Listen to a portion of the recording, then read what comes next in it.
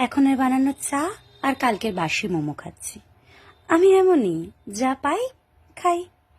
ছেলের রাখা ভাঙা বিস্কুট, বরের দেওয়া একটু কাপের চা, ভাঙা চপ, পান্তা ভাত, বাসি তরকারি, মোটামুটি কিছু জিনিস ফেলে দেব বা নষ্ট করব এইসব আমার ডিকশনারিতে নেই। ভুল ভবিষ্যৎ যদি ফেলি সেটা শরীরের ক্ষতি হতে পারে ভেবে। তবে এদের পাতে অনেক কিছু থাকে, তাতেই আমার পেট ভর্তি হয়। সাথে আমার প্লেটের খাবার কখনো খাই, কখনো ফ্রিজে রেখে দিই। এটাই হলো আমার মোটা হওয়ার আসল রহস্য। আমার যত বন্ধু বান্ধব আছে তারা সকালে গ্রিন টি, লেমন টি, ফলের জুস, লেবু জল ইত্যাদি খায় এবং ডায়েট চার্টের মধ্যেই চলে আর নিজের সৌন্দর্য ও বডি ফিট রাখে।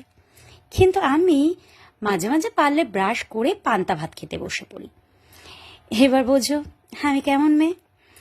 আর যখন ভাববো একটু শরীরের যত্ন নেব, রোগা হব, বরটা অমনি চাউমিন, মোমো, বিরিয়ানি নিয়ে চলে আসে।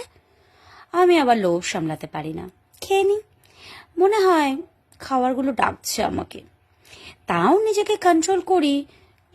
খাবো না করে সেই খেয়েই ফেলি। কখনো ভাবলাম যাই হয়ে যাক, আজ আমি একদম বাইরের খাবার খাবো না, আর এদের প্লেটে রাখা খাবারও খাবো না। কিন্তু শেষমেশ